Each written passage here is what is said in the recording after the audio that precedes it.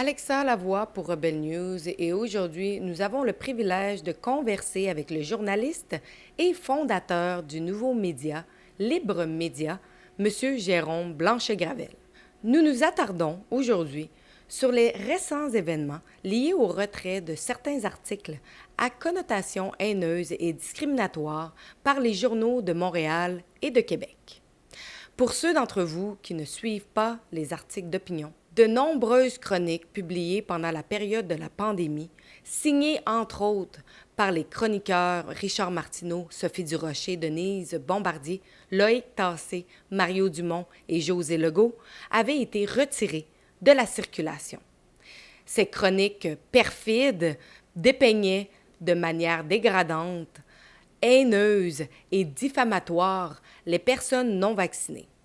Il est particulièrement étonnant de constater qu'un média tente de retirer des articles de ses archives, surtout en plein été, alors que l'attention est tournée ailleurs. Conséquemment, de nombreuses réactions citoyennes ont pris une ampleur virale sur les médias sociaux à propos de ces textes devenus inaccessibles. De plus, Libre Média a rédigé 2 articles, le premier le 7 août et le second le 9 août, abordant ce sujet, et également évoqué le phénomène à la radio le 8 août dernier sur Choix Radio X. Au cours de ces investigations, Jérôme Blanchet-Gravel a envoyé un courriel au Journal de Montréal et au Journal de Québec le 7 août dernier afin de comprendre les raisons de ces suppressions.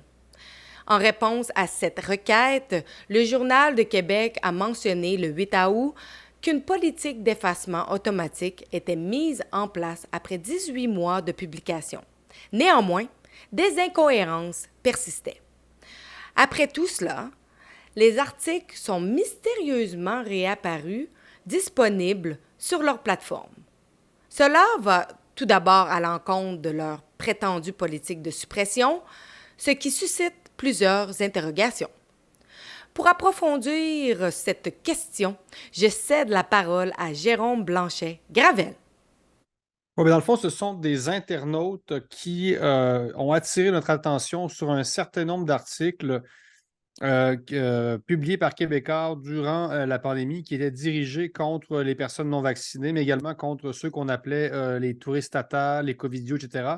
Donc, des internautes ont sorti eux-mêmes, en fait, là, par une sorte de journalisme citoyen, que ces articles-là n'étaient plus disponibles. Donc, Libre Média a fait sa propre enquête, a fait ses vérifications, s'est aperçu le 6 août dernier que oui, un certain nombre d'articles publiés par les internautes n'étaient effectivement plus disponibles. Les listes étaient assez longues, donc on parle de dizaines d'articles publiés sur le site du Journal de Montréal et le site du Journal de Québec. Donc des articles publiés par exemple par Richard Martineau, Sophie Durocher, Loïc Tassé, Denise Bombardier. Donc, c'était des articles de ces chroniqueurs vedettes. Donc, un certain nombre d'entre eux n'étaient plus disponibles sur le net. Libre Média a sorti la nouvelle, donc a fait un article plutôt général pour dire regardez, pour attirer l'attention du public là, sur ce phénomène-là. Au même moment, Libre Média a demandé des explications au Journal de Montréal et au Journal de Québec. Donc, ça a donné lieu à un deuxième article qui a été publié le lendemain, le 7 août. Et dans cet article-là, on explique un peu la réaction du Journal de Montréal, en fait, les explications du Journal de Québec, c'est-à-dire le Journal de Montréal qui, lui, ne m'a pas répondu. Et là, on nous apprend que la suppression des articles ne relevait pas d'une politique éditoriale, d'un choix éditorial, mais plutôt d'une politique d'expiration des articles. Donc, pendant une certaine période qui couvre l'essentiel de la pandémie, des articles avaient une date d'expiration après 18 mois. C'est-à-dire après 18 mois, des articles disparaissaient comme ça. Donc, et apparemment, ça, c'était pas dû à un choix éditorial, mais vraiment plus à une sorte de politique numérique très floue dont on n'a pas voulu nous donner le détail, en fait. Donc, vous avez publié 2 articles, vous avez même été parlé de ce phénomène sur Radio X. Il y a eu beaucoup d'interventions par des citoyens qui ont été très virales sur les réseaux sociaux. Suite à ça, qu'est-ce que vous pouvez nous dire par la suite on a vu que ces articles-là étaient revenus et disponibles. Ben oui, c'est ce qui est arrivé. C'est-à-dire que entre le moment où Libre Média a dévoilé ça, c'est-à-dire, en fait, oui, a rendu publique l'information selon laquelle des articles dirigés contre des non-vaccinés n'étaient plus disponibles. Entre ce moment-là et le deuxième article, en fait, le début de la rédaction du deuxième article, on s'est aperçu que des articles, oui, étaient réapparus, notamment celui presque célèbre, en fait, de Mario Dumont, le passeport vaccinal, c'est la liberté, dans une formule très, très orwellienne. Là, donc, on était vraiment dans 1984.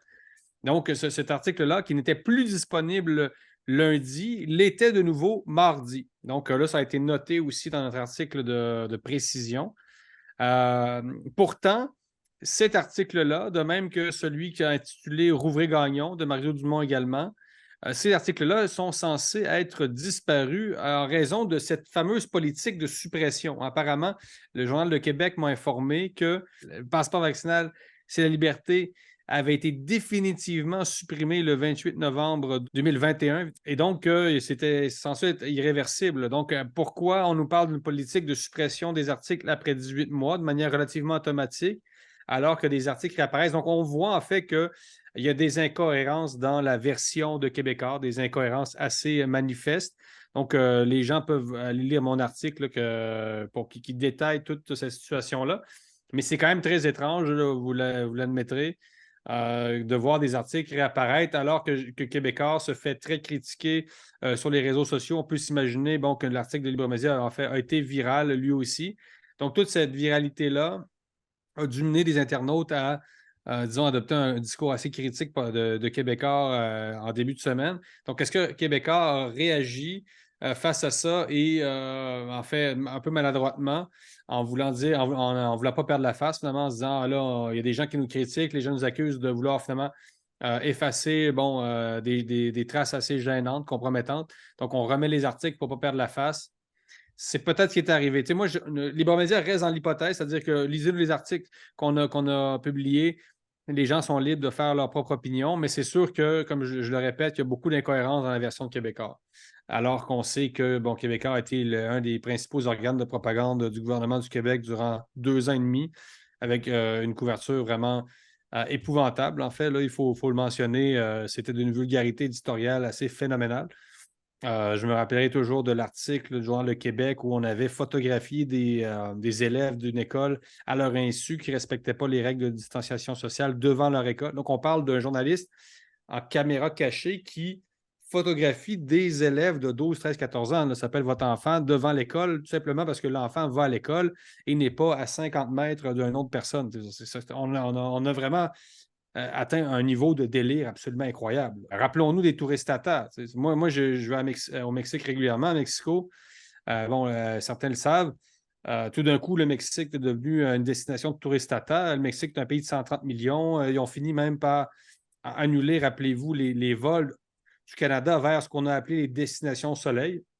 Donc, il y a plein de gens d'Amérique latine qui ne pouvaient plus retourner chez eux pendant quelques mois, à même aller enterrer des morts parce que des gens, des hystériques du Journal de Montréal avaient fait pression d'une certaine façon sur le gouvernement fédéral pour empêcher les touristes Tata de sortir du Canada, aller au Mexique. Le Mexique est un pays de 130 millions. Hein, c'est pas juste une destination au soleil, c'est un très grand pays. C'était un délire absolument incroyable. Donc, pourquoi ces articles-là ont été supprimés qui couvraient exactement la période des touristes à terre des Covidio. Mais rappelez-vous, là, à l'aéroport de Montréal, des journalistes de TVA il y a des gens qui sortent d'aéroport, on leur fout une caméra d'en face. Oui, madame, vous êtes allé où, là, vous? Vous n'avez pas honte d'être allé en voyage. Rappelez-vous quand même le degré de délai. C'est vraiment impressionnant. Là. Sociologiquement, c'est incroyable. Et s'il n'y a pas de moyens financiers qui sont procurés aux entreprises de médias, les médias privés, bien, comme n'importe quoi dans la vie, ils vont disparaître. Là. Il n'y a pas de miracle en cette matière. Maintenant, qu'est-ce que l'avenir nous réserve? Je ne suis pas un devin en cette matière, mais je suis obligé de réitérer le fait que le marché n'est pas favorable. Les circonstances ne sont pas positives. Et c'est ce que je répète depuis un certain temps. Québécois connaît aussi, vous le savez, de très mauvais moments. Là, c'est-à-dire c'est un empire qui est un peu en train de s'effondrer d'une certaine façon. Je parle vraiment des médias de Québécois. On a vu que les états financiers de Québécois sont mauvais. C'est très difficile avec la transition numérique. Ça fait des années qu'on le sait, puis on sait que les subventions accordées par le gouvernement aux médias durant la pandémie, c'est un peu ce qui a sauvé les médias durant 2 ou 3 ans de manière assez artificielle. C'est-à-dire les subventions ont été une sorte de respirateur artificiel pour les grands médias. Donc là, maintenant, ces médias ne peuvent plus compter là-dessus. Donc, c'est doublement difficile pour eux de survivre dans un contexte de YouTubeisation du monde, si on peut le dire comme ça. Mais il faut le dire, ce n'est pas une politique banale. C'est-à-dire, c'est très rare qu'un média pilonne ses archives. En fait, ça arrive à presque jamais. Là. Pour supprimer un article qui a été publié sans rectification ou sans nouvelle notice qui ajoute un nouveau contexte, etc., il faut vraiment qu'il y ait un problème. Là. Un média, et encore moins un grand média, ne supprime pas d'article. C'est ça que les gens doivent comprendre. Donc, il y a quand même quelque chose d'assez louche à ce niveau-là. Pourquoi c'est important, justement, que ces articles-là soient toujours disponibles et qu'ils ne soient pas effacés, selon vous? Ça fait partie de l'histoire, ça fait partie de la mémoire collective. C'est-à-dire on voudrait avoir une réflexion sur ce qui s'est passé, ce qu'on appelle un post-mortem. On voudrait être capable de réfléchir sur les événements. Et au lieu de tenir une réflexion sur ce qui s'est passé, on préfère camoufler les preuves, supprimer les preuves, un peu comme des régimes fautifs qui, avant l'arrivée d'une autre armée, je ne ferai pas des comparaisons historiques trop poussées, là, mais c'est sûr que ce n'est pas une pratique très, très chic. Là. Quand on pilonne des archives, en général, on a quelque chose à se reprocher. C'est vraiment pas très chic. J'espère sincèrement que c'est une erreur numérique, là, parce que si c'est vrai, c'est assez troublant. Là. En même temps, c'est un aveu de culpabilité assez fort. Donc, d'une certaine façon, on peut penser qu'il y a des gens qui font un mea culpa maladroitement et sans l'avouer. Donc, c'est relativement positif pour ceux qui se sont battus pour leurs droits et libertés durant la crise, de voir que des gens qui admettent qu'ils l'ont échappé, comme on dit, puis pas à peu près. Là. Donc, il y a quelque chose de positif là-dedans, mais ça fait partie de l'histoire et les gens qui ont tenu ces propos-là doivent les assumer. S'ils veulent, ils peuvent s'excuser aussi, ils peuvent faire des articles pour dire on est allé beaucoup trop fort, on s'excuse, c'était pas super bon là, ce qu'on a fait. Ce serait mieux de faire ça que d'essayer de camoufler ce qui a été fait.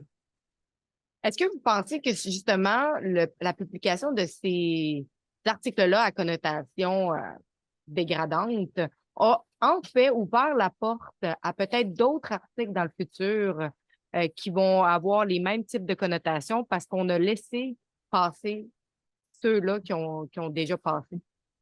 C'est double, c'est-à-dire ça crée un précédent qui est dangereux, mais au même titre, le confinement a créé un précédent pour les droits et libertés épouvantable. Donc, la grande question pour le confinement, c'est de savoir si on va essayer de faire un confinement climatique. Essentiellement, ça ne sera pas aussi net que ça, mais est-ce que les mesures sanitaires vont déboucher vont être remplacées par des mesures écologiques? En gros, là, c'est la grande question, c'est ça. Donc, un monde de limites où chaque petit geste compte, comme on dit. Donc, à chaque fois que vous sortez de chez vous, vous avez un impact sur votre environnement, sur votre milieu. Donc, si vous n'êtes pas en train de propager le virus, vous êtes en train de propager des émanations de quelque chose avec votre auto. Donc, vous êtes toujours en train de tuer du monde. Enfin, dès que vous sortez de chez vous, vous êtes en train de tuer du monde. À moins d'être en vélo, là, et encore là, tu sais. Mais bref, c'est ça, ce monde de la COVID. Vous êtes toujours en train de tuer des gens. Les asthmatiques, des feux d'artifice. Vous aimez les feux d'artifice, ben vous aimez que des asthmatiques crèvent parce que vous aimez la fumée qui tue les asthmatiques. Donc, vous êtes très, très méchant. C'est vraiment un monde très de limites, là, de contraintes. Donc, ces articles-là créent un précédent dans le discours, dans l'idéologie, mais en même temps, il y a beaucoup de gens, quand même, il doit y avoir un 30 de la population canadienne qui n'est pas du tout intéressée à se faire traiter encore de cette manière-là, de se faire insulter, de se faire pointer du doigt, etc. Donc, je pense que les médias, quand même, les grands médias je ne pourrais pas dire qu'ils ont tiré des leçons de ça, mais ils sont plutôt méfiants parce qu'ils voient que sur les réseaux sociaux, il y a beaucoup de gens très hostiles finalement maintenant aux grands médias. C'est pour ça qu'ils perdent des plumes, qu'ils perdent des appuis, qu'ils perdent du public, du lectorat, des auditeurs. Donc, c'est à voir. C'est-à-dire que oui, on a créé un discours qui peut revenir, qui n'était pas nouveau. Hein. C'était en fait le discours sur les non-vaccinés. C'est un discours qu'on aurait pu tenir sur une minorité ethnique dans un régime autoritaire. C'était pas très chic. Là. C'est vrai, on n'aurait jamais toléré, en fait, ce qu'on a dit des non-vaccinés si ça avait été dit sur les minorités culturelles. Vous n'auriez jamais pu dire, par exemple, de la minorité musulmane, ce qu'on a dit sur les non-vaccinés. Vous comprenez? Là? Vous seriez été dans un tribunal, vous seriez peut-être en prison, en fait. Là. Je veux dire, vous ne pouvez pas faire ça. Non seulement durant la pandémie, nous avons eu une seconde classe de citoyens qui ont été bafoués, discriminés sur la place publique, mais certains citoyens ont également reçu des contraventions pour avoir été dehors après le couvre-feu, pour le non-port du masque, pour rassemblement illégal. Et nous, à Rebel News, nous allons aller en cours et combattre contre ces contraventions. Vous pouvez toujours donner généreusement pour nous aider à payer les frais d'avocat. Donc, si vous voulez, allez sur fightvaccinepassport.com et sur ce site web, vous pouvez donner généreusement. Et donc, tous les citoyens vous remercient de les avoir aidés à aller en cours et combattre leurs contraventions. Merci.